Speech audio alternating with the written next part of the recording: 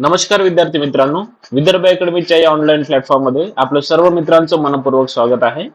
बघा, आपण ध्येय 2024 च्या बॅच मध्ये आपण आजच्या या तासिकेमध्ये मराठी व्याकरणाच्या अभ्यासक्रमाला सुरुवात केलेली आहे. आपण ध्येय 2024 ही बॅच टीसीएस आणि आयबीपीएस पॅटर्न नुसार होणाऱ्या सर्व ज्या काही स्पर्धा परीक्षा आहे, आपण त्याला सरळ सेवा भरती असं सुद्धा म्हणूया. तर संपूर्ण या स्पर्धा परीक्षेच्या उद्देशाने आपण ही ध्येय 2024 ची बॅच आपण लॉन्च केलेली आहे. ज्या बॅचचं वैशिष्ट्य म्हणजे तुम्हाला या बॅच मध्ये संपूर्ण विषय शिकायला भेटणार आहे, जसं की गणित बुद्धिमत्ता असेल, मराठी व्याकरण असेल आणि जीके जीएच चे संपूर्ण विषय असेल, ज्यामध्ये आपण 7 ते 8 विषय जीके जीएच चे कव्हर करणार आहोत. या बॅचचं वैशिष्ट्य म्हणजे ही बॅच लाईव्ह प्लस रेकॉर्डेड स्वरूपामध्ये असणार आहे. तुमचा वेळेवर जर लाईव्ह क्लास अटेंड करू शकले नाही तर तुम्हाला तो किंवा ते लेक्चर तुम्ही रेकॉर्डेड स्वरूपामध्ये एका वर्षाच्या आत कितीही वेळा बघू शकता. या बॅचचं वैशिष्ट्य पुन्हा एक आहे की या बॅच मध्ये जे काही लेक्चरचं व्ह्यूज आहे तर ते अनलिमिटेड वॉच टाइम आहे त्याचा. या बॅचची जर आपण फी पाहिली तर टोटल फी आहे 3,000 रुपये, परंतु दिवाळी 50 हा कोड जर तुम्ही वापरला तर या बॅचवर तुम्हाला 50% डिस्काउंट मध्ये तुम्हाला हा कोर्स 1499 रुपयामध्ये प्राप्त होणार आहे. हा कोर्स तुम्ही सुद्धा खरेदी करायचा आहे जर तुम्ही सरळ सेवा किंवा पोलीस भरतीची तयारी करत असेल तर, आणि त्याचबरोबर या कोर्सची माहिती तुमच्या मित्रांपर्यंत सुद्धा शेअर करायची आहे. या बॅचेस मध्ये आपण संपूर्ण जे काही लेक्चर आहे तर आपल्या त्या विदर्भ अकॅडमीच्या ऑनलाईन प्लॅटफॉर्म मध्ये घेणार आहोत. प्ले स्टोर जर तुम्ही ओपन केलं आणि त्याच्यावर विदर्भ अकॅडमी जर विद्यार्थी मित्रांनो सर्च केलं तर तुम्हाला बघा विदर्भ अकॅडमीचा असा लोगो पाहायला भेटेल. या लोगोचं अप्लिकेशन तुम्ही प्ले स्टोर वरून डाउनलोड करा आणि तिथून तुम्ही ध्येय 2024 बॅच ही परचेस करू शकता. आपण मराठी व्याकरणाला सुरुवात करणार आहोत आजच्या या सेशन पासून. आपल्या पेड बॅचच्या विद्यार्थ्यांसोबतच आजचं लेक्चर आपल्या युट्यूबच्या जेवढे काही सबस्क्रायबर आहेत तर त्याच्यासाठी आपण फ्री मध्ये ठेवलेलं आहे.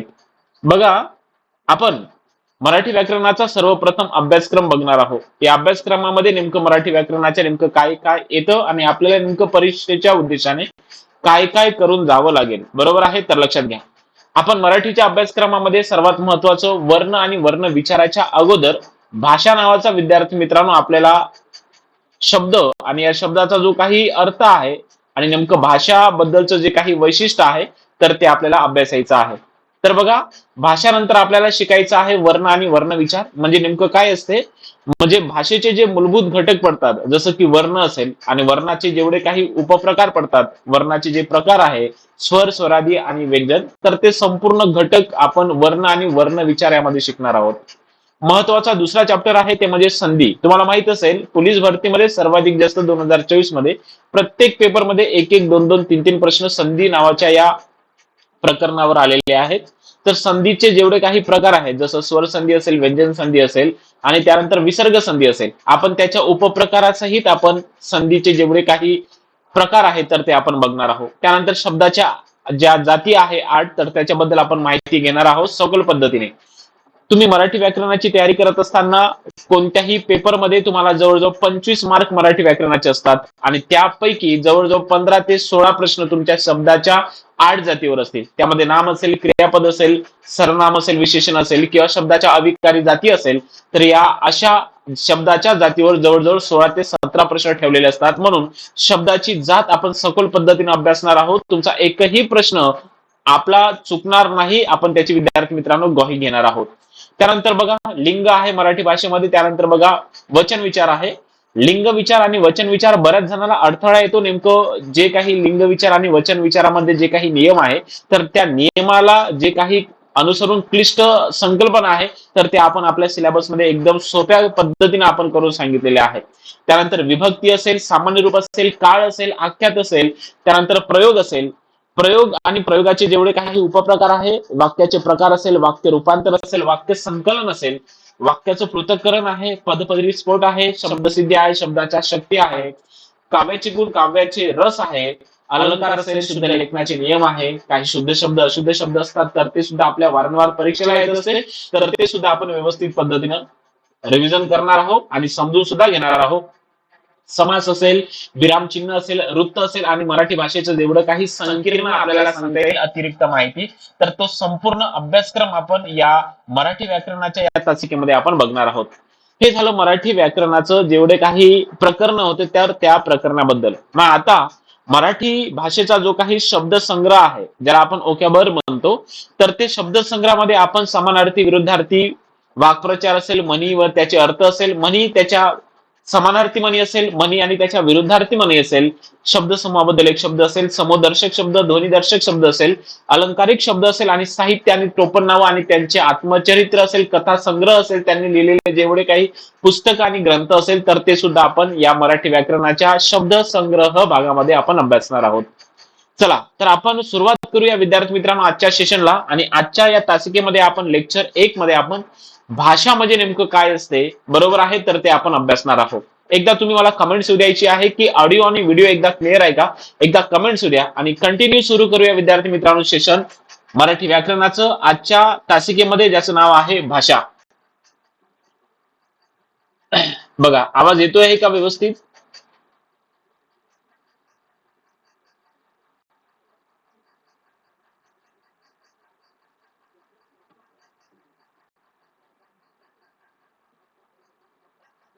माझा आवाज तुमच्यापर्यंत व्यवस्थित येतो आहे का?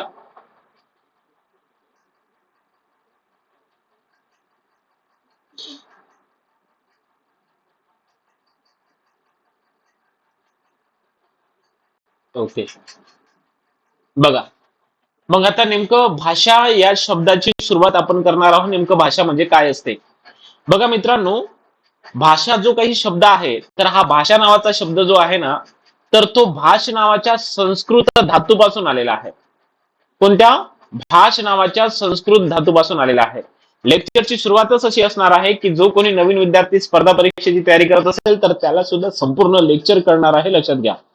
म्हणून काही टेन्शन घ्यायची गरज नाही. एकदम बेसिक पासून आपण जाणार आहोत आणि एकदम क्लिष्ट संकल्पने सकट आपण शिकणार आहोत. बघा, भाषा नावाचा जो काही शब्द आहे, तर भाषा नावाचा शब्द मित्रांनो भाष नावाच्या या संस्कृत धातूपासून तयार झालेला आहे. पण भाष लिहित असताना बघा, या श चा जो काही मी पाय मोडलेला आहे, तर अशाच संस्कृत धातूपासून या भाषा नावाचा शब्द तयार झालेला आहे.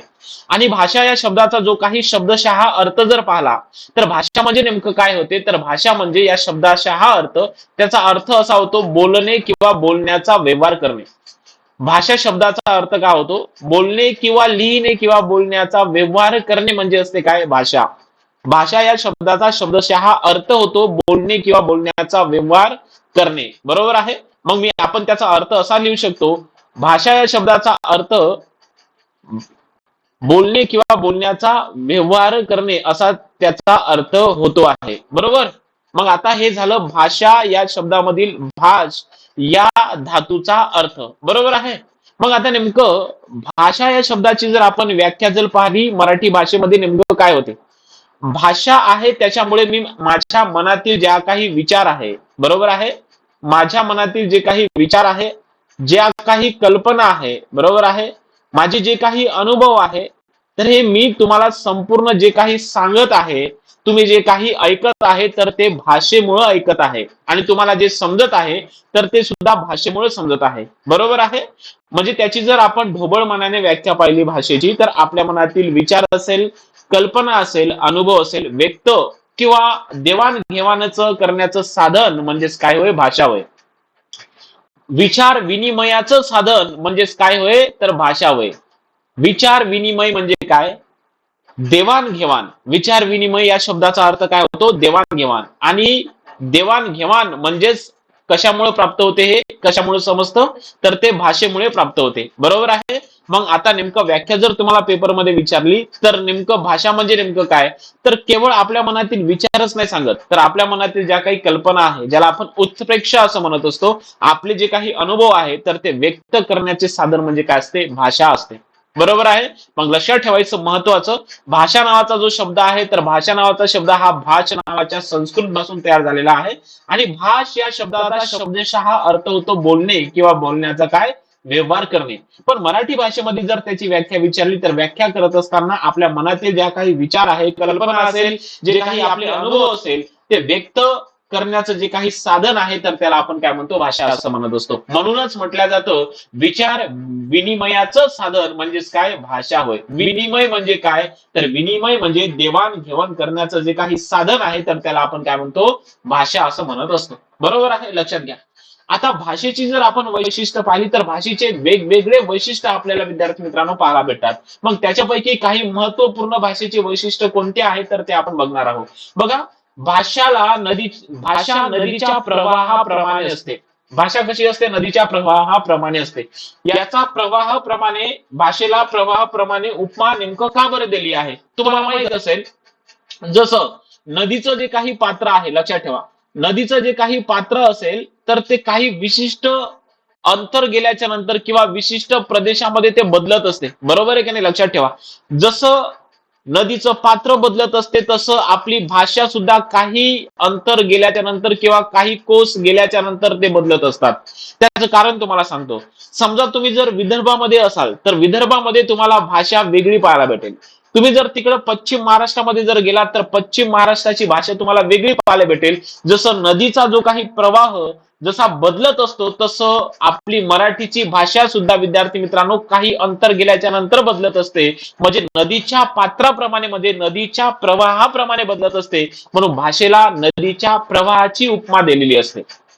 कोणाची उपमा दिलेली आहे? भाषेला नदीच्या प्रवाहाची उपमा दिलेली आहे. का बरं दिलेली आहे? कारण नदीचं पात्र जसं बदलत असते किंवा नदीचा जो काही प्रवाह आहे, नदीचा प्रवाह जिथून सुरू होते नदी तशीच ऍज इट इज कोणत्याही समुद्राला जाऊन मिळत असते का? तर अजिबात नाही. तर नदी जशी आपला प्रवाह असा बदलत असते तशी आपली भाषा सुद्धा आहे.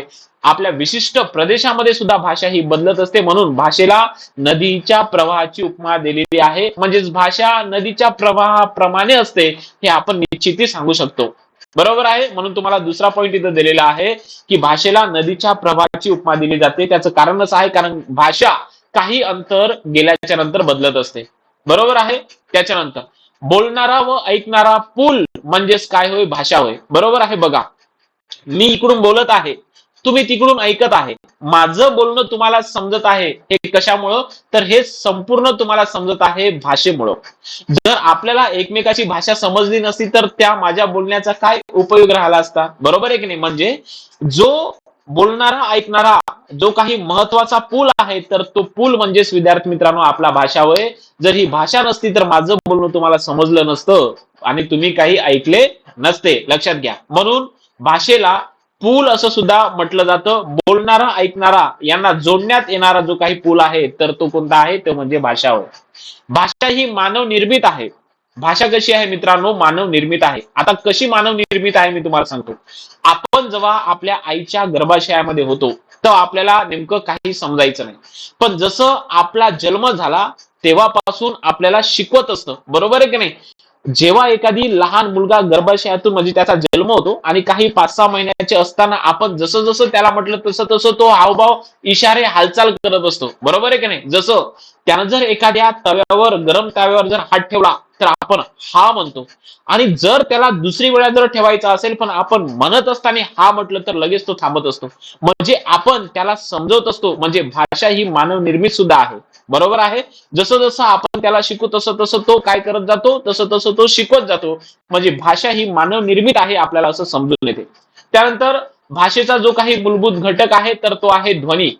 जर ध्वनीच नसते तर नेमकं भाषा कशी काय तुम्हाला समजली असते? मी जे बोलतो आहे, जे माझ्या आवाजाचे जे काही ध्वनी तुमच्यापर्यंत पोहोचत आहे तर या ध्वनीमुळेच तुम्हाला समजत आहे. जर भाषेचा मूलभूत घटक ध्वनी नसता तर तुम्हाला माझा आवाजाचा जो काही ध्वनी आहे तो प्राप्त झालाच नसता. बरोबर आहे की नाही? म्हणून भाषेचा मूलभूत घटक म्हणजे काय आहे? ध्वनी. बरोबर आहे. आणि म्हणूनच म्हटलं जातं की भाषा ही कशी आहे? ध्वन्यात्मक आहे. भाषा ध्वन्यात्मक का बरं आहे? कारण भाषेचा मूलभूत घटक काय आहे? ध्वनी आहे. मी जे तुम्हाला बोलतोय आवाजामध्ये, बरोबर आहे की नाही? तर तो एक ध्वनी आहे. काय आहे? ध्वनी. त्या ध्वनीमुळेच तुम्हाला माझी भाषा समजत आहे. म्हणजे भाषा ही कशी आहे? ध्वन्यात्मक आहे. असं आपण भाषेची महत्वाची वैशिष्ट्ये आपण सांगू शकतो.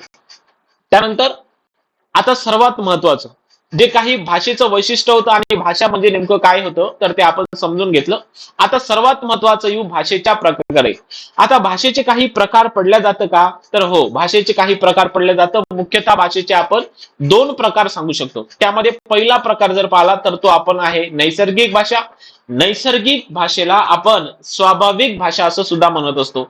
आणि भाषेचा एक दुसरा प्रकार येतो, त्याला आपण कृत्रिम किंवा त्यालाच आपण सांकेतिक भाषा असं म्हणू शकतो. मग आता एक एक भाषेचा प्रकार आपल्याला अभ्यासून घ्यायचा आहे. मग भाषेचा पहिला प्रकार आहे तो म्हणजे काय, तर तो म्हणजे नैसर्गिक, त्याला आपण स्वाभाविक भाषा म्हणतो. कशाला म्हणायचं रे नैसर्गिक भाषा? मी जे काही हालचाल करतोय, बरोबर आहे का नाही, मी जे काही हालचाल करतोय, मग माझ्या शरीराच्या विविध अवयवाचा मी वापर करतो आहे. मी डोळ्याचा वापर करत असतो, मी हाताचा वापर करत असतो, मी माझ्या पायाचा वापर करत असतो, वेगवेगळ्या शरीरातील अवयवाचा मी वापर करत असतो. आणि या वापरामुळे जो काही माझा विचार मी व्यक्त करतो आहे, तर त्याला म्हणायचं आपण काय, स्वाभाविक भाषा म्हणजेच काय, नैसर्गिक भाषा. म्हणून आपल्याला नैसर्गिक भाषेची एक थोडी व्याख्या सांगता येते. शरीराच्या विविध अवयवाचा उपयोग करून किंवा वापर करून विचार किंवा अनुभव किंवा कल्पना व्यक्त करणे म्हणजेच नैसर्गिक भाषा होय. शरीराच्या विविध आपण कशाचा वापर करतो, अवयवाचा वापर करत असतो, बरोबर आहे. ज्याच्यामध्ये आवाज असेल, माझं बोलणं जे आहे ते तुम्हाला माझ्या आवाजामुळे प्राप्त होतंय. मग मानवी बोलणे हे कोणत्या भाषेचं उदाहरण असेल, तर ते नैसर्गिक म्हणजेच काय, स्वाभाविक भाषेचं उदाहरण आहे, बरोबर आहे. पशु पक्ष्याचे जे काही आवाज आहे, तर ते सुद्धा आवाजच आहे. तर हे सुद्धा त्यांनी त्यांच्या शरीराचा वापर करून त्यांचा विचार व्यक्त केलेला आहे. तर हे विचार सुद्धा नैसर्गिक भाषेमध्येच प्राप्त होतं. म्हणून आपल्याला सांगता येतं, आवाज असेल, हावभाव असेल, हालचाल असेल किंवा चेहरा, याच्यामधून व्यक्त होणाऱ्या भाषेला आपण काय म्हणत असतो, तर नैसर्गिक किंवा स्वाभाविक भाषा म्हणत असतो. नैसर्गिक भाषेला पुरावा नसतो, लक्षात ठेवा. नैसर्गिक भाषेला काय, पुरावा नसतो. हे फार महत्वाचं सेंटेन्स आहे. मानवाचे जे काही बोलणे आहे, तर याला काही पुरावा नाही. पशु पक्ष्याचे जे काही आवाज आहे, तर याला काही पुरावा नाही. मग याच्यामध्ये तुम्हाला वेगवेगळ्या पद्धतीने परीक्षेमध्ये प्रश्न विचारला जातात. मानवाचे बोलणे असेल किंवा पशु पक्ष्याचे आवाज असेल, तर हे भाषेच्या कोणत्या प्रकारामध्ये मोडले जातं, तर ते भाषेच्या नैसर्गिक म्हणजे स्वाभाविक भाषेमध्ये मोडल्या जातं, बरोबर आहे. तर हे झालं भाषेचा पहिला प्रकार, ज्याला आपण नैसर्गिक किंवा स्वाभाविक भाषा असं म्हणत असतो. भाषेचा दुसरा प्रकार आहे ज्याला आपण कृत्रिम किंवा सांकेतिक भाषा म्हणतो. मग नेमकं कृत्रिम किंवा सांकेतिक भाषा म्हणजे नेमकं काय असतं? ज्या काही आवाजाच्या खुणा असतात, माझ्या आवाजाच्या खुणा ज्यावेळेस मी लिहून ठेवतो, बघा, मी अ नावाचं अक्षर मी माझ्या तोंडातून बाहेर काढलेलं आहे. आणि हे अ नावाचं अक्षर हवेमध्ये विरघळू नये म्हणून मी काय केलं, त्याला माझा जो काही ध्वनी आहे, तर मी तो चिन्हांकित केलेला आहे, बरोबर आहे. म्हणजे माझी आवाजाची जी काही खूण होती, तर मी ते लिहून ठेवलेली आहे. आवाजाची खूण झालं, जे काही ध्वनीचे संकेत झाले, हे जे अक्षर झाले किंवा कोणतंही चिन्ह घ्या तुम्ही, का गणितामध्ये अधिक, वजाबाकी, बरोबर आहे की नाही, भागाकार, गुणाकार, हे जे काही चिन्ह शिकत असता, तर हे सुद्धा एक सांकेतिक म्हणजे कृत्रिम भाषेचंच तुम्हाला उदाहरण पाहायला भेटते, बरोबर आहे. हे जे काही उकार असेल, हे जे काही तुम्हाला काही विलांटी पाहायला भेटत असेल, तर हे जेवढे काही तुम्हाला विद्यार्थी मित्रांनो चिन्ह आहे, तर हे संपूर्ण चिन्ह कृत्रिम किंवा सांकेतिक भाषेमध्ये पाहायला भेटते. जे काही आपण, बघा, मी तुम्हाला सांगतो, शाळेमध्ये गेल्याच्या नंतर जेव्हा घंटी वाजवली जाते, बरोबर आहे का नाही, शाळेमध्ये गेल्याच्या नंतर घंटी वाजवली जाते, तेव्हा आपण शब्दशः अर्थ घेतो त्याचा, की शाळा भरली किंवा शाळा सुटली. म्हणजे हे कृत्रिम संकेत आहे. कसे, एक संकेत देते. सांकेतिक भाषेमध्ये संकेत नावाचा शब्द आहे, बरोबर आहे की नाही, लक्षात ठेवा. म्हणून बघा, हे संकेत देते. आणि अशा संकेत देणाऱ्या ज्या काही भाषा असते, त्याला आपण कृत्रिम भाषा असं म्हणत असतो. मग गाडीची घंटा असेल, ट्रॅफिक मध्ये जे काही सिग्नल आहे, तर ट्रॅफिक मधले जे काही सिग्नल आहे, बघा कशी सिग्नल असतात, बघा, हिरवा असतो, लाल असतो, पिवळा असतो. हे जे काही तुम्हाला संकेत दिलेला आहे, तर हे हिरवा, लाल आणि पिवळा. हिरवा कशाचा संकेत आहे, की तुम्ही जेव्हा ट्रॅफिक मध्ये असता तेव्हा तुम्हाला थांबावं लागेल, किंवा म्हणजे थांबावं नाही, तर तुम्हाला काय, जावं लागेल. जेव्हा ट्रॅफिक मध्ये जेव्हा लाल सिग्नल लागला जाते, तेव्हा तुम्हाला अलर्ट करते की तुम्ही थांबा, म्हणजे संकेत देतो आहे. आणि जेव्हा तुम्हाला पिवळा रंग देतो, तेव्हा त्याचा तुम्हाला शब्दशः अर्थ माहितीच आहे. म्हणून बघा, जे ट्रॅफिक मधले जे काही कलर्स आहे, हिरवा, लाल, पिवळा, तर हे सुद्धा एक सांकेतिकच भाषा आहे. ज्या सांकेतिक भाषामुळे आपल्याला समजत असतं का नेमकं आपल्याला करायला काय पाहिजे, बरोबर आहे. आणि अशा भाषेला पुरावा असतो, बरोबर आहे की नाही. म्हणजे लक्षात ठेवा, सांकेतिक भाषेला म्हणजे कृत्रिम भाषेला पुरावा असतो, तर नैसर्गिक किंवा स्वाभाविक भाषेला पुरावा नसतो. मग याच्यामध्ये नकाशे झाले. मी तुम्हाला एक महाराष्ट्र, बघा, भारताच्या नकाशामध्ये जर तुम्हाला एक छोटा महाराष्ट्राचा जर नकाशा काढून दिला तर त्या महाराष्ट्राच्या नकाशावरून तुम्हाला लगेच समजू येतील पाहिल्या पाहिल्या का हा नेमकं कोणत्या राज्याचा नकाशा आहे. म्हणजे तुम्हाला समजलं की नकाशामधले जे काही सांकेतिक असतात, बरोबर आहे की नाही, नकाशा जो काही आपल्याला दाखवतोय तर तो सुद्धा एक कृत्रिम भाषेचं सुधारण आपल्याला पाहायला भेटत आहे. लक्षात ठेवायचं आहे. तर हे भाषेचे महत्वपूर्ण दोन प्रकार होते. त्याच्यानंतर बघा, भाषेचे जेवढे काही आपल्याला इतर प्रकार आहे तर भाषेचे इतर प्रकार सुद्धा आपल्याला पाहायला भेटतं. बघा, भाषेचे मुख्य दोन प्रकार पडतात. एक आहे स्वाभाविक, ज्याला आपण नैसर्गिक भाषा म्हणतो. दुसरा आहे ज्याला आपण कृत्रिम, त्याला आपण सांकेतिक भाषा म्हणतो. भाषेचे इतर प्रकार सुद्धा पाहायला भेटतात, ज्याच्यामध्ये नेत्र पल्लवी भाषा महत्वाची आहे. नेत्र पल्लवी भाषा म्हणजे नेमकं काय? नेत्र या शब्दाचा जो काही अर्थ आहे तर तुम्हाला माहिती आहे, नेत्र म्हणजे चक्षु, बरोबर आहे, ज्याला आपण काय म्हणतो, डोळा असं म्हणत असतो. बरोबर आहे का नाही? लक्षात ठेवा. मग नेत्र म्हणजे डोळा. मग आता नेमकं नेत्र पल्लवी भाषा म्हणजे नेमकं काय? डोळ्याच्या खुणांनी जी काही भाषा व्यक्त केली जाते त्याला आपण नेत्र पल्लवी भाषा असं म्हणत असतो. मग तुम्हाला वाटेल, मास्तर डोळा सुद्धा आपल्याला शिकवत असतो? हो. बघा मित्रांनो, जर मी तुमच्यावर असं डोळे वर्त करून बघितलं तर तुम्ही लगेच ओळखून जाता. काय ओळखता तुम्ही? की मास्तर रागावलेला आहे. मी जर तुम्हाला डोळे मारलं असे तर तुम्हाला समजलं का नेमकं त्याचा अर्थ काय होतो? बरोबर आहे. म्हणजे डोळ्याच्या खानाखुणांनी केलेली भाषा म्हणजे आपण त्याला काय म्हणू? नेत्र पल्लवी भाषा असं म्हणू शकतो. त्याच्यानंतर दुसरा भाषेचा प्रकार पाहायला भेटतो, कर पल्लवी. कर या शब्दाचा जो काही अर्थ आहे तर तो अर्थ होतो हात. बघा, हात या शब्दाचा समानार्थी शब्द आहे काय? कर. आणि नेत्र या शब्दाचा समानार्थी शब्द काय आहे? डोळा. म्हणून लक्षात ठेवा, कर पल्लवी याचा अर्थ काय? कर म्हणजे होते हात. आपले हात सुद्धा बोलत असतात. मी तुम्हाला असं केलं याचा अर्थ तुम्हाला लगेच समजेल काय? की मास्तर मारतो आहे. मी तुम्हाला असं केलं तर तुम्ही लगेच समजो मास्तर आपल्याला बोलत आहे. मी तुम्हाला असं केलं की लगेच तुम्हाला समजते मास्तर काय करत आहे, की थांब म्हणत आहे. म्हणजे आपले हात सुद्धा आपल्याला शिकवत असतात. म्हणजे हाताच्या खानाखुणांनी केलेली जी काही भाषा असते त्याला आपण कर पल्लवी भाषा असं म्हणत असतो. बरोबर आहे. त्यानंतर भाषेचा इतर समोरचा प्रकार आहे तो म्हणजे वैखर वाणी. वाणी म्हणजे काय? वाणी म्हणजे बोलणे. वाणी म्हणजे काय असतं बघा, वाणी म्हणजे काय? वाणी म्हणजे बोलणे. मग बोलण्यासाठी ज्या भाषेचा उपयोग होतो त्याला आपण वैखर वाणी भाषा म्हणत असतो. वास्तविक आपण जेवढे काही बोलत असतो ना या समाजामध्ये किंवा या गटामध्ये, आपण जे काही देवाणघेवाणासाठी जी काही भाषा वापरतो ना, म्हणजे मी तुम्हाला ज्या भाषेत बोलत आहे तर ते सुद्धा एक वैखरवाणी भाषाच आहे. म्हणजे माणूस बोलण्यासाठी ज्या भाषेचा उपयोग करतो त्याला आपण वैखरवाणी भाषा असं म्हणत असतो. वाणीद्वारे उत्पन्न होणारी भाषा म्हणजे वाणी म्हणजे बोलणे. वाणीद्वारे उत्पन्न होणारी भाषा म्हणजे वैखरवाणी भाषा होय. आणि वैखरवाणी भाषेला व्याकरण असते. लक्षात ठेवा. तुम्हाला बघा, परीक्षेमध्ये खालीलपैकी वैखरवाणी भाषेबद्दल सत्य विधान किंवा असत्य विधान ओळखण्यासाठी काही महत्वाचे प्रश्न असतील तर ते तुम्हाला सुटले पाहिजे. वैखरवाणी भाषेला व्याकरण असते. वैखरवाणी भाषा म्हणजे बोलण्यासाठी ज्या भाषेचा उपयोग होतो ते वैखरवाणी भाषा असते. किंवा तुम्हाला परीक्षेमध्ये दुसऱ्या प्रकारची व्याख्या दिल्या जातील. वैखरवाणी नेमकं काय? तर वाणीद्वारे उत्पन्न होणारी जी भाषा असते त्याला आपण वैखरवाणी भाषा असं म्हणत असतो. त्यानंतर आहे समोरचं मातृभाषा. बरोबर आहे, मातृभाषा.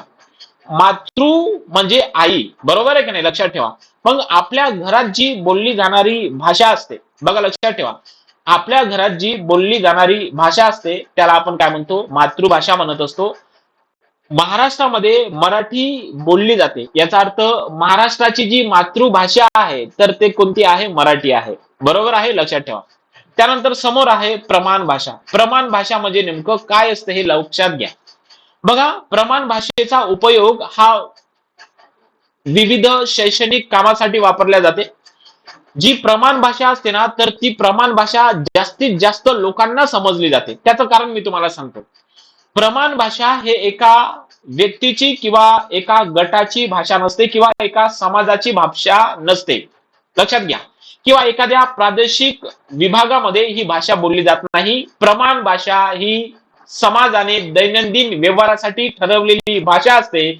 समाजाची किंवा गटाची भाषा नसते. जी भाषा शैक्षणिक कामासाठी वापरल्या जाते. शैक्षणिक काम म्हणजे ऑल इंडियामध्ये जर आपण पाहतो म्हटलं तर प्रमाण भाषा बोलल्या जातं.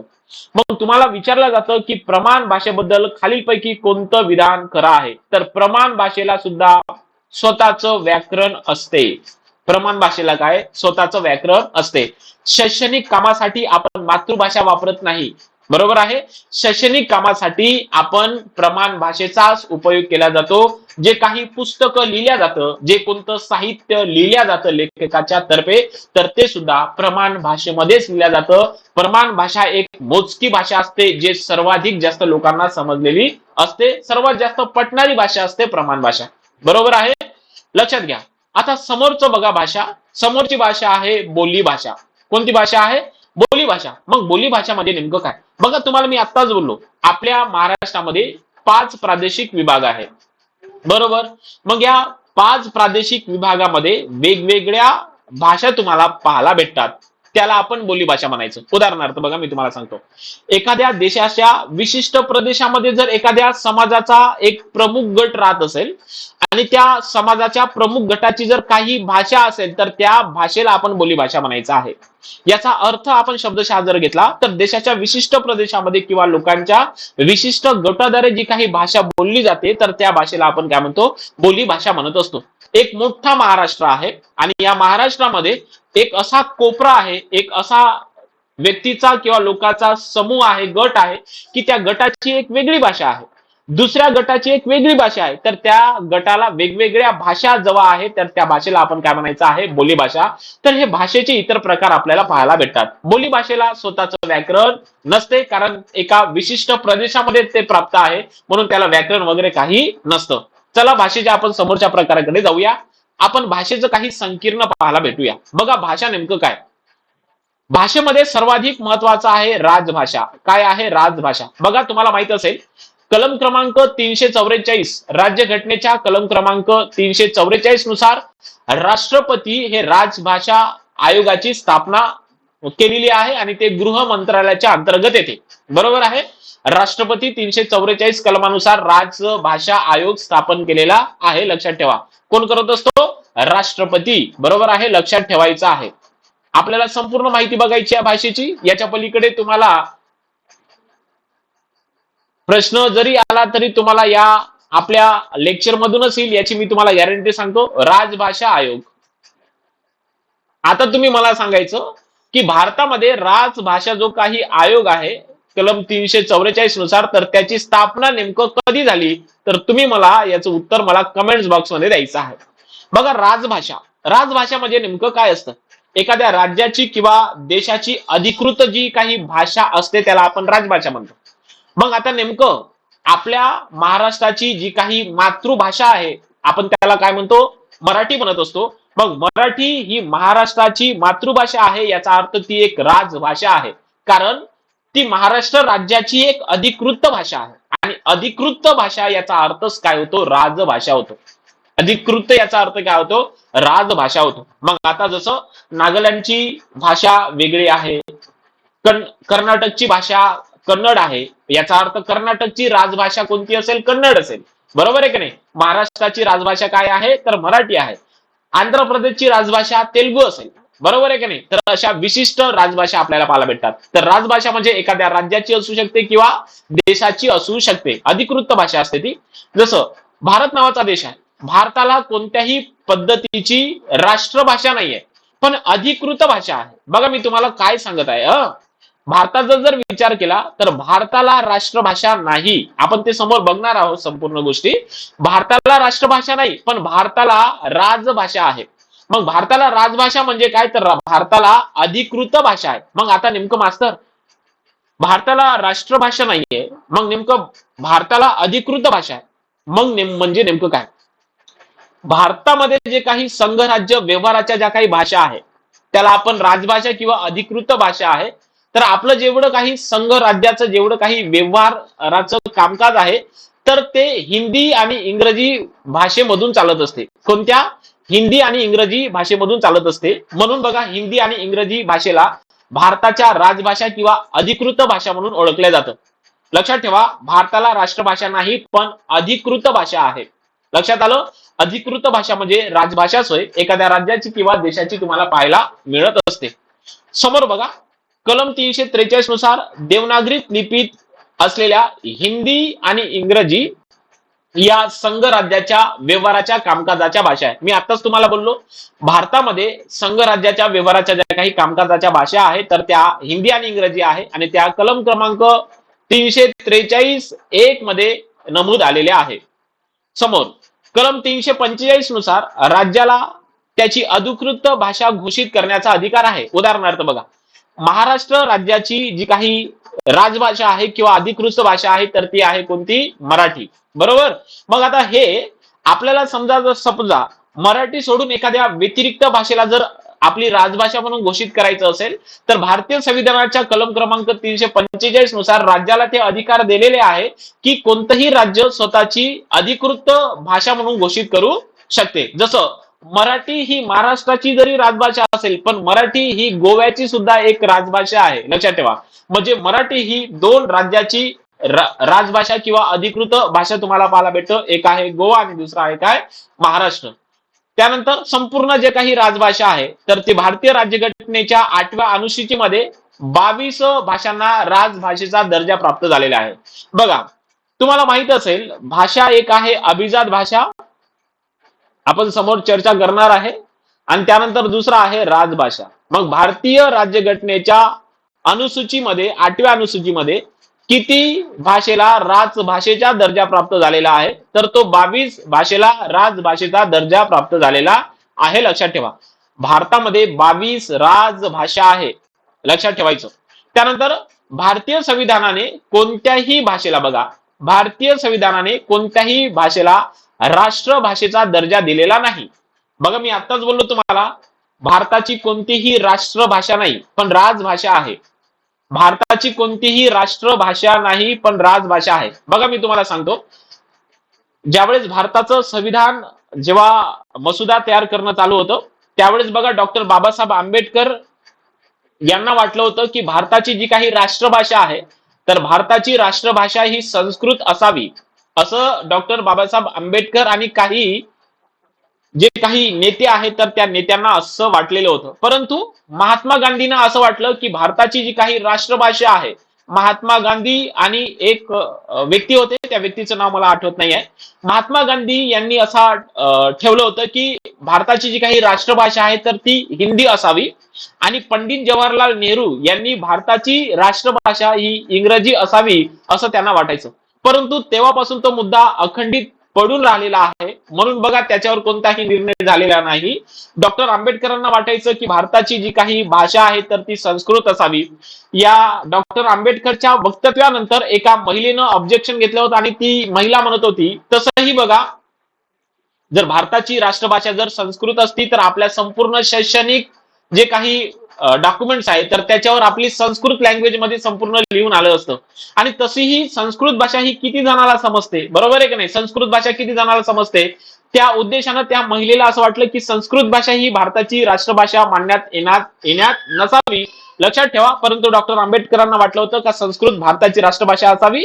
महात्मा गांधीच्या मध्ये हिंदी होतं आणि पंडित जवाहरलाल नेहरू यांच्या मध्ये काय इंग्रजी ही भारताची राष्ट्रभाषा असावी असं त्यांना वाटलं होतं. परंतु तो निर्णय अद्याप सुद्धा लागलेला नाही, म्हणून भारताला कोणत्याही पद्धतीचं काय राष्ट्रभाषा नाही हे आपल्याला दिसून येते. परंतु संघराज्य व्यवहाराच्या आपल्याला भारतामध्ये अधिकृत भाषा आहे, त्यामध्ये कलम क्रमांक 343 नुसार हिंदी आणि इंग्रजी. त्यानंतर बघा, भाषा विकास कौशल्याच्या ज्या काही पायऱ्या आहेत तर त्या पायऱ्या 5 आहेत, ज्यामध्ये श्रवण असेल, संभाषण असेल, भाषण असेल, वाचन आणि लेखन असेल.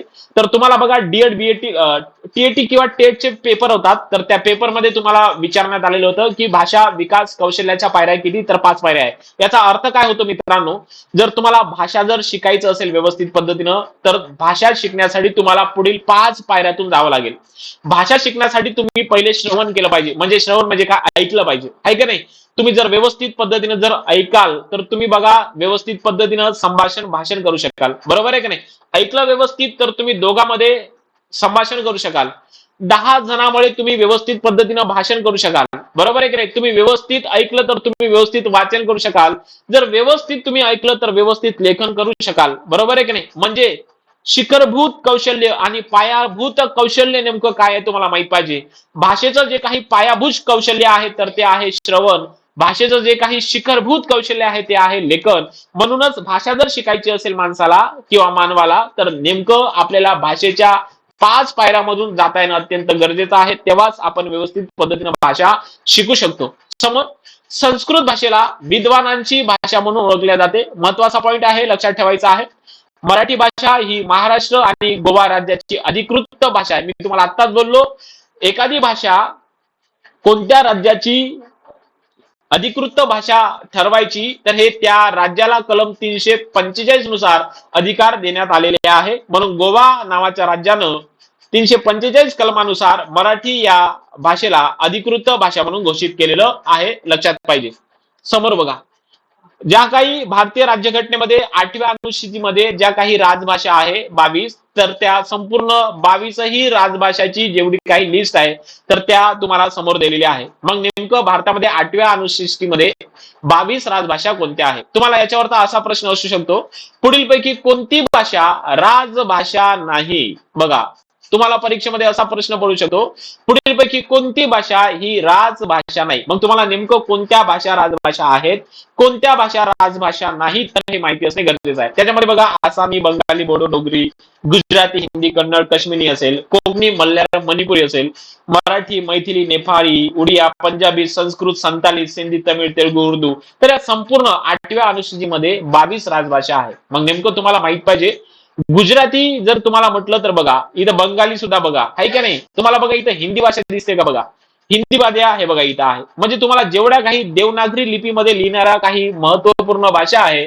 तर संपूर्ण तुम्हाला राजभाषेचा दर्जा प्राप्त झालेला आहे असं दिसून येते. तर हे होतं आपलं राजभाषेबद्दल म्हणजेच अधिकृत भाषेबद्दल. आता बघा समोरचा प्रकार, भारतामध्ये काही असे प्रमुख गट आहे ज्या प्रमुख गटामध्ये वेगवेगळ्या पद्धतीच्या भाषा आपल्याला पाहायला भेटतात. मग भारताच्या भाषा प्रामुख्याने 2 मुख्य भाषिक गटातील आहे. जसं आपण म्हणत असतो ना, मराठी जी भाषा आहे तर मराठी भाषा इंडो युरोपियन कुळातील आहे. याचा अर्थ भारताचा जो काही नकाशा आहे तर त्या भारताच्या नकाशामध्ये तुम्हाला 2 पद्धतीचे गट दिसून येतात, ज्याच्यामध्ये वेगवेगळ्या पद्धतीच्या भाषा तुम्हाला पाहायला भेटतात. भारताचा जो काही दक्षिणेकडचा गट आहे किंवा भारताचा जो काही दक्षिणेकडचा भाग आहे, ज्या भागाची जी काही त्या भागातील गटाला आपण द्रविडियन गट म्हणतो. आणि भारताच्या नकाशावरचा जो काही उत्तरेकडील गट आहे तर त्याला आपण इंडो युरोपियन गट किंवा त्याला आपण आर्यन कुळ असं सुद्धा म्हणत असतो. काय म्हणतो? आर्यन कुळातील भाषा असं सुद्धा म्हणत असतो, लक्षात ठेवा. मग तुम्हाला म्हटलं जातं मराठी भाषा नेमकं कोणत्या कुळातील आहे तर ती इंडो युरोपियन सांगा किंवा आर्यन कुळ सांगा. मग इंडो युरोपियन कुळ म्हणजे काय तर भारताच्या जे काही उत्तरेकडील राज्य आहे, बरोबर आहे की नाही, तर त्याला इंडो युरोपियन म्हणतात. भारताच्या नकाशाच्या दक्षिणेकडील जे काही राज्य आहे तर त्याला आपण द्रविडियन गट असं म्हणू. तर भारतामध्ये 74% असे राज्य आहे किंवा असा गट आहे भाषा बोलणाऱ्याचा जो इंडो युरोपियन कुळातील आहे. आणि भारतामध्ये जे दक्षिणेकडचा गट आहे जो 24% गट आहे तर तो द्रविडियन गटाचा आहे. ज्या इंडो युरोपियन भाषा आहे तर त्या संपूर्ण भाषेची जी काही लिपी आहे तर ती देवनागरी लिपी आहे. मग मराठी भाषा असेल, संस्कृत असेल, हिंदी असेल, बरोबर आहे की नाही, तर या संपूर्ण भाषेची जी काही लिपी आहे तर ती देवनागरी लिपी आहे. आणि जेवढ्या काही द्रविडियन भाषा आहे भारताच्या दक्षिणेतील जे काही राज्य आहे त्या संपूर्ण भाषेला जो आहे तर तो अभिजात भाषेचा दर्जा प्राप्त झालेला आहे, लक्षात ठेवा. मग नेमकं भारतामध्ये 2च गट पाहायला भेटते का तर अजिबात नाही. तर बघा, 74 इंडो युरोपियन, द्रविडियन 24, टोटल 74 अधिक 24 बेरीज केली तर तुम्हाला 98 पाहायला भेटेल. किती पाहायला भेटेल? 98. मग आता नेमकं 100% मधून 98 गेले, 2% उरले. मग 2% जे काही गट आहे तर ते वेगवेगळ्या पद्धतीचे आहे. मग 2% भाषा गट कोणते आहे तर एक आहे सायनो टिबिटियन. चीन कडला जो काही भाग आहे तर त्या भागाकडे सायनो टिबेटियन नावाचं विद्यार्थी मित्रांनो भाषा बोलली जाते, लक्षात ठेवा. आणि दुसरा जो काही भाषेचा गट आहे तर त्याला आपण ऍस्ट्रो ऍसिटिक असं म्हणत असतो, बरोबर आहे. झारखंड नावाच्या भागाकडे हा भाषा गट तुम्हाला पाहायला भेटतो. तर हे सुद्धा आपल्याला इतर भाषेचे 2 गट सांगू शकतो, लक्षात ठेवा. तर असे म्हणून टोटल 100 गट म्हणजे 100% भाषा आपल्या भारतामध्ये बोलल्या जातात. समोर बघा, समोर महत्वाचा आहे अभिजात भाषा. आपण पहिले काय शिकलो? भाषा, त्यानंतर भाषेचे काही महत्वाचे प्रकार, त्यानंतर भाषा संकीर्ण पाहिलं, ज्याच्यामध्ये आपण राजभाषा म्हणजे अधिकृत भाषा, आणि त्याच्यानंतर आपण काय पाहिलं मित्रांनो, तर भारतातील जे काही भाषेचे गट आहेत तर ते पाहिले. आता महत्वाचं अभिजात भाषा बघूया. अभिजात या शब्दाचा शब्दशः जर अर्थ पाहिला तर अभिजात म्हणजे उच्च, कुलीन असा त्याचा अर्थ होतो. अभिजात म्हणजे काय? उच्च किंवा कुलीन असा त्याचा अर्थ होतो. मग अभिजात भाषा नेमकं कोण ठरवत असते? एखाद्या भाषेला अभिजात भाषेचा जर दर्जा द्यायचा असेल तर हा दर्जा विद्यार्थी मित्रांनो केंद्र सरकार देत असते. कोण देत असते? केंद्र सरकार. पण केंद्र सरकारने काही अटी ठेवलेल्या आहेत, त्या अटी पूर्ण केल्याच्या नंतरच एखाद्या भाषेला अभिजात भाषेचा दर्जा प्राप्त होतो. मग नेमकं कोणत्या कोणत्या अटी आहे? यामध्ये एखादी राज्याची भाषा जर अभिजात भाषेचा दर्जा मिळवायचा असेल तर ती भाषा नेमकं प्राचीन असावी, आणि त्या भाषेचं जे काही साहित्य असेल ते श्रेष्ठ असावं लागतं. जवळजवळ भाषेचं जे काही वय आहे तर ती भाषा जवळजवळ 1,500 ते 2,500 वर्ष एवढी जुनी असावी लागते, आणि भाषेला स्वतःचे स्वयंभू गुण असावे लागतात. याचा अर्थ काय? ती भाषा कोणत्याही भाषेपासून तयार झालेली नसावी. मग आता नेमकं मराठी बद्दल नेमकं काय बोलल्या जातं तर ते आपण समोर बघूया. कारण 3 ऑक्टोबर 2024 मध्ये जवळजवळ 5 भाषेला अभिजात भाषेचा दर्जा प्राप्त देण्यात आलेला आहे. त्याच्यामध्ये मराठी एक महत्वाची भाषा आहे. मग आता बघा, 2004 मध्ये भारत सरकारने अभिजात भाषेची नवीन श्रेणी तयार केली, आणि त्या श्रेणीमध्ये काही निकष ठेवलेले आहे या पद्धतीने. 2023 पर्यंत 6 भाषेला भारतामध्ये अभिजात भाषेचा दर्जा प्राप्त झालेला होता. मग नेमकं त्या 6 भाषा कोणकोणत्या होत्या तर मी तुम्हाला सांगतो. 2023 पर्यंत आपल्याकडे क, स, म, उ, त, ते या 6 भाषा होत्या, ज्यांना अभिजात भाषेचा काय दर्जा प्राप्त झालेला होता. कन्नड असेल, संस्कृत असेल, मल्याळम असेल, उडिया असेल, तमिळ असेल, तेलुगू असेल. तर 2023 पर्यंत या 6 भाषेला अभिजात भाषेचा दर्जा देण्यात आलेला होता. त्यानंतर काय झालं, 3 ऑक्टोबर 2024 मध्ये नव्याने 5 भाषेला अभिजात भाषेचा दर्जा देण्यात आलेला आहे. मग आता सध्या भारतामध्ये जर अभिजात भाषेचा जर एकूण गट पाहिला, म्हणजे एकूण किती भाषेला अभिजात भाषेचा दर्जा आहे भारतात, तर भारतीय राज्यघटनेच्या 8व्या अनुसूचीमध्ये 11 भाषेला अभिजात भाषेचा दर्जा देण्यात आलेला आहे. राजभाषा 22 आहे. 11ची दुप्पट केली तर तुम्हाला राजभाषा प्राप्त होतात, लक्षात ठेवा. मग नेमकं जुन्या आपल्या अभिजात भाषा कोणत्या होत्या तर संस्कृत आहे, तमिळ आहे, मल्याळम आहे, कन्नड आहे, तेलुगू आहे आणि उडिया आहे. तर या जुन्या भाषेमध्ये सर्वाधिक पहिले जर अभिजात भाषेचा दर्जा भेटला असेल तर तो आहे तमिळ भाषेला. तमिळ भाषेला 2004 मध्ये अभिजात भाषेचा दर्जा प्राप्त झालेला आहे. जरी भारताची सर्वात जुनी भाषा संस्कृत जरी असेल, पण पहिली अभिजात भाषा मिळवणारी जी काही भाषा असेल तर ती आहे तमिळ. कोणती आहे? तमिळ. आणि 2014 मध्ये उडिया नावाच्या भाषेला बघा, लेटेस्ट 2014 मध्ये शेवटी 2014 मध्ये उडिया नावाच्या भाषेला भारत सरकारने अभिजात भाषा म्हणून घोषित करण्यात आलेलं होतं. आता नेमकं नवीन कोणकोणत्या भाषा आहे ज्या 3 ऑक्टोबर 2024 मध्ये 5 भाषेला ज्या काही अभिजात भाषेचा दर्जा प्राप्त देण्यात आलेला होता, तर त्या नेमक्या कोणत्या भाषा आहे? तर त्याच्यामध्ये बघा, मराठी आहे महत्वाची, त्यानंतर पाली आहे, त्यानंतर बंगाली आहे, त्यानंतर आसामी आहे, त्यानंतर प्राकृत आहे. त्यानंतर बघा, प्राकृत म्हणजे नैसर्गिक. मग बघा, मराठी जी आहे ना, तर मराठी भाषा नेमकं उदयाला कशी आली?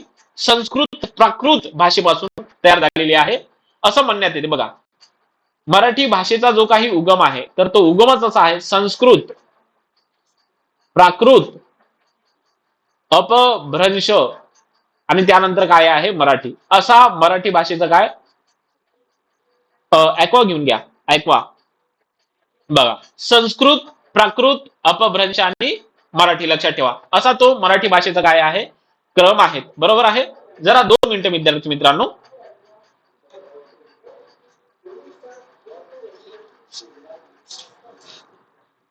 ॲक्वा घेऊन घे म्हटले तुला ऐकून आलं का? ॲक्वा म्हणजे मी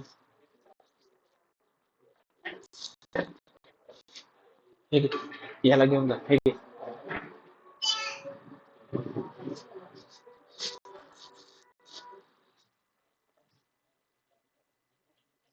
थांबशील?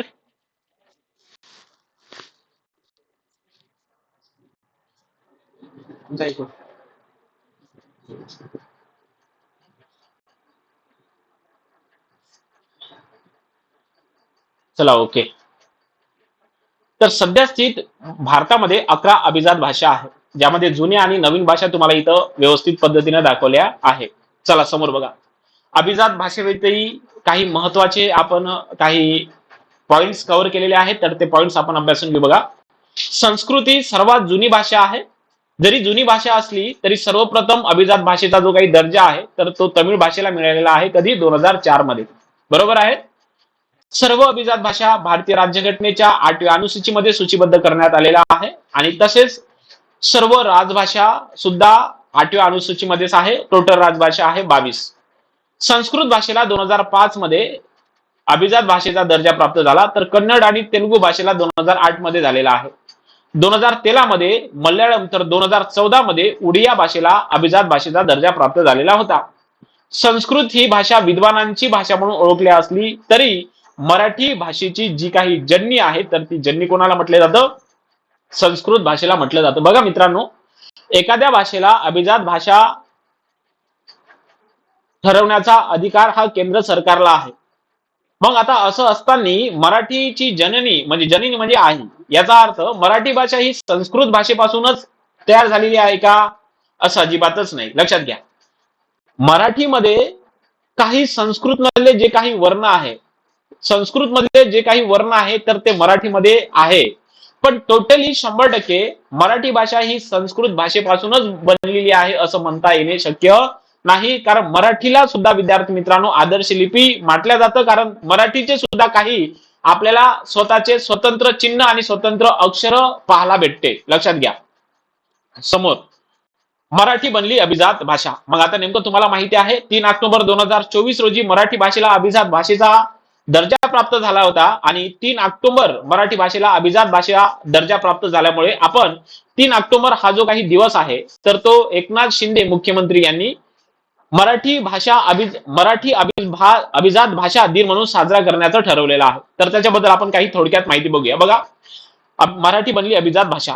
महाराष्ट्र शासनाने मराठी भाषेला अभिजात भाषा मिळावा म्हणून 10 जानेवारी 2012 मध्ये, बघा इसवी सन महत्वाचे आहे, 10 जानेवारी 2012 मध्ये महाराष्ट्राचे मुख्यमंत्री पृथ्वीराज चव्हाण यांनी रंगनाथ पठारे यांच्या आणि या समितीमध्ये जे काही टोटल सदस्य होते तर टोटल सदस्य होते 9. नेमकं कोणकोणते सदस्य होते तर तुम्ही व्यवस्थित पद्धतीनं तुम्हाला पीडीएफ टाकतो, तर त्या पीडीएफ मध्ये तुम्हाला कव्हर केलेले आहे. मी काही त्यांची नावं उच्चारून इथे सांगणार नाही. समितीने म्हणजे वरील समितीने मे 2013 मध्ये 500 पानाचा जो काही अहवाल आहे तर तो केंद्र सरकारकडे सुपूर्द करण्यात आलेला होता. त्याच पद्धतीनं मराठी भाषेला अभिजात भाषेचा दर्जा मिळवण्यासाठी आणि पाठपुरावा करण्यासाठी एक समिती नेमली होती. ज्ञानेश्वर अध्यक्ष होते. फार महत्वाचं आहे, बऱ्याच जणांना माहिती नाही म्हणून लक्षात ठेवा. राज्यातील पहिले मराठी भाषा विद्यापीठ जे आहे तर ते अमरावती जिल्ह्यात रुद्रपूर नावाच्या ठिकाणी स्थापन केलेलं आहे. त्यानंतर बघा, महाराष्ट्र राज्याची स्थापना 1 मे 1960 रोजी झालेली होती. बरोबर आहे, लक्षात ठेवा. मराठी बोलण्यासाठी, मराठी जे काही भाषिक होते त्याच्यासाठी महाराष्ट्र स्थापन केलं आणि जे गुजराती भाषा बोलत होते त्याच्यासाठी आपण काय गुजरात नावाचं राज्य स्थापन केलं. म्हणून महाराष्ट्र स्थापन झाला 1 मे ला 1960 ला. म्हणून 1 मे हा दिवस आपण मराठी राजभाषा दिवस म्हणून साजरा करतो. राजभाषा दिवस.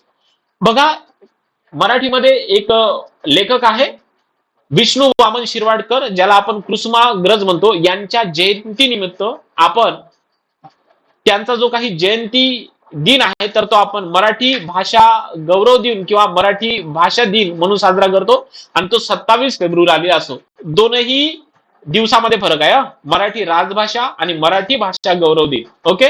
त्यानंतर मराठी अभिजात भाषा दिन हा 3 ऑक्टोबरला असतो, कारण 3 ऑक्टोबर 2024 रोजी मराठी भाषेला अभिजात भाषेचा दर्जा प्राप्त झालेला आहे. आणि त्यानंतर आहे मराठी भाषा पंधरवाडा दिन, जो आपण 1 जानेवारी ते 15 जानेवारी दरम्यान साजरा करतो.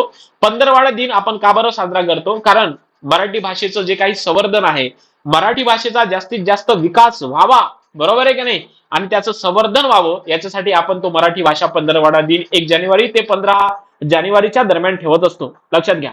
आणि आपण शेवट बघणार आहोत भारतात सर्वाधिक बोलल्या जाणाऱ्या भाषा. भारतामध्ये जवळजवळ 10 राज्यामध्ये हिंदी बोलल्या जातं. म्हणूनच महात्मा गांधी यांचं सर्वाधिक जास्त जे काही लक्ष होतं हिंदी भाषेला राष्ट्रभाषा करण्यासारखं होतं. लक्षात ठेवा, हिंदी ही सर्वाधिक जास्त भाषा बोलली जाते भारतामध्ये. त्यानंतर आहे बंगाली भाषा. त्यानंतर 3रा क्रमांक लागतो भारतामध्ये मराठी. जवळजवळ 14 कोटी लोक मराठी भाषा बोलतात.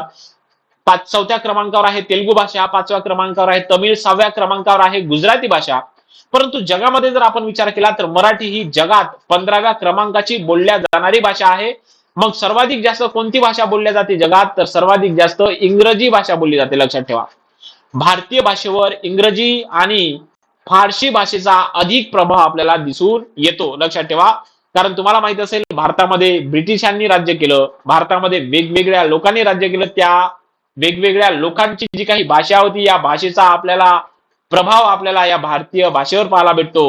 म्हणून आपण इथं आजच्या लेक्चरमध्ये आपण थांबतो आहे. हे संपूर्ण भाषा आणि त्याच्या प्रकाराबद्दलचं लेक्चर होतं, ज्यामध्ये तुम्हाला संपूर्ण भाषेचं ज्ञान तुम्हाला समजलेलं असेल. लेक्चर 2 मध्ये आपण जे काही भाषेचे 5 मूलभूत घटक पडतात, जसं वर्ण, मूलध्वनी असेल, अक्षर, शब्द, वाक्य आणि व्याकरण, आणि त्यांचे जेवढे काही उपप्रकार असेल लिपी सहित, तर ते आपण लेक्चर 2 मध्ये बघणार आहोत. लेक्चर 2 तुम्हाला विद्यार्थी मित्रांनो आपल्या विदर्भ अकॅडमीच्या ऑनलाईन प्लॅटफॉर्मवर बघायला भेटेल. आजच्या तासिकेमध्ये आपण इथं रजा घेऊ. नक्कीच तुम्ही आपल्या विदर्भ अकॅडमीच्या या ऑफिशियल ऍप्सला भेट द्या आणि तिथून लक्ष 2024 बॅच ही खरेदी करा. दिवाळी ऑफरचा फायदा घ्या, कारण वेळ हा अमूल्य आहे. तुम्ही निश्चितच लक्ष 2024 बॅच खरेदी केल्याच्या नंतर तुम्हाला निश्चितच विद्यार्थी मित्रांनो प्रत्येक विषय तुम्हाला डिटेल्स पद्धतीने शिकायला भेटणार आहे. तर आजच्या तासिकेमध्ये आपण इथं थांबतो आहे. Good bye.